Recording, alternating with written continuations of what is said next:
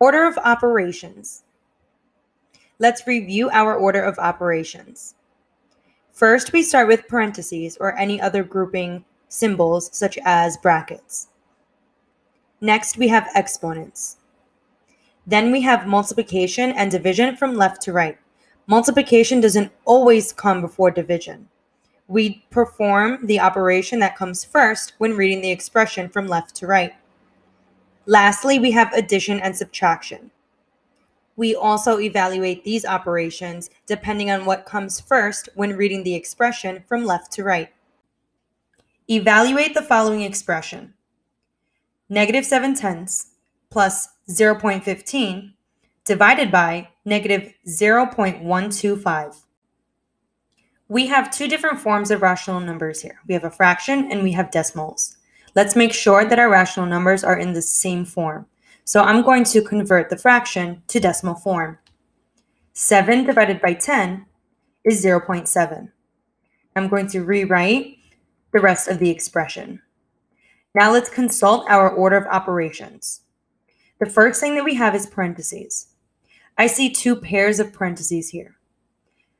When we see parentheses in order of operations, we are talking about evaluating what is inside the parentheses. So you can see on the left-hand side, we have two numbers that we're adding. On the right-hand side, we have -0.125 in parentheses. There's nothing to evaluate in there. There are parentheses only to make the expression look a little cleaner because we have a negative number. So let's take a look at the left side. -0.7 plus 0.15 is -0.55. We can cross off parentheses. Next is exponents, but there are no exponents in this expression.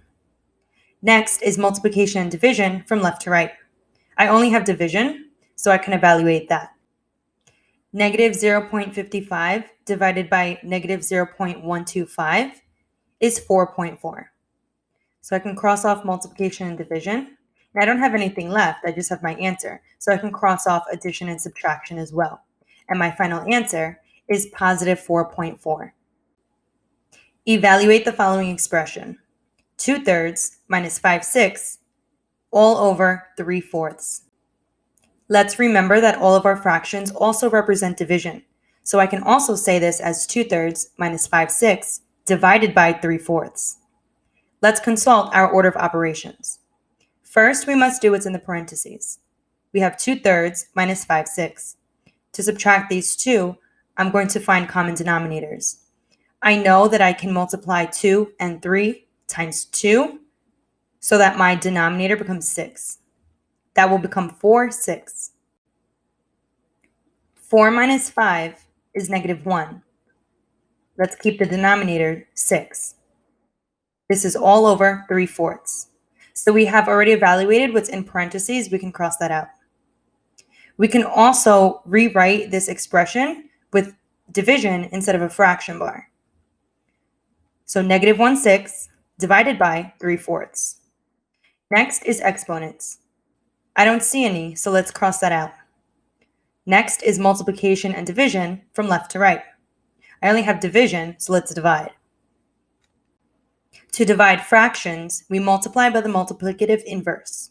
So let's keep our -1/6, change division to multiplication, and find the multiplicative inverse of 3/4, which is 4/3. I know that my product is going to be negative because I have one negative factor and one positive factor.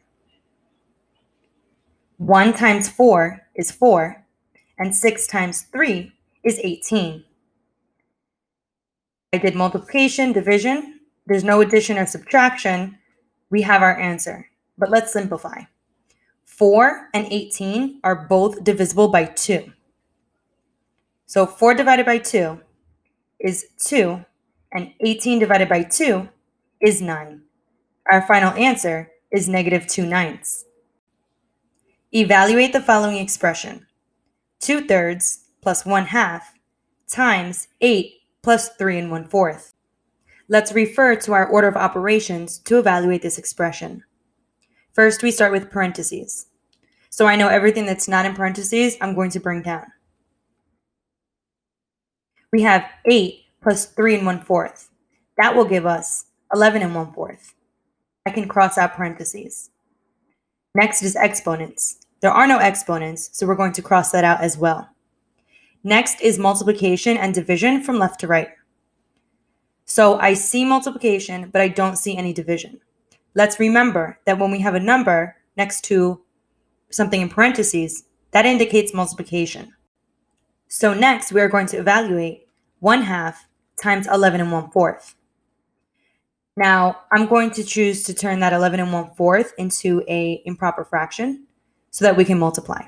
So 4 times 11 plus 1 is 45. I'm going to bring down my 2/3. 1 times 45 is 45. 2 times 4 is 8. We can cross off multiplication and division. Lastly, we have addition and subtraction from left to right. I only have addition, so we're going to evaluate. We have different denominators here, so we're going to find common denominators. We will multiply 2/3 times 8/8, and we're going to multiply 45/8 times 3/3. That way we can have a common denominator of 24. When we add these two fractions together, we will get 151 over 24. So we have added, there's no subtraction. This is our answer, but let's simplify. 151 divided by 24 equals 6 and 7/24. That is our final answer. Let's review our order of operations. First, we have parentheses, or any other grouping symbols. Then we have exponents. Next is multiplication and division from left to right. Lastly is addition and subtraction from left to right.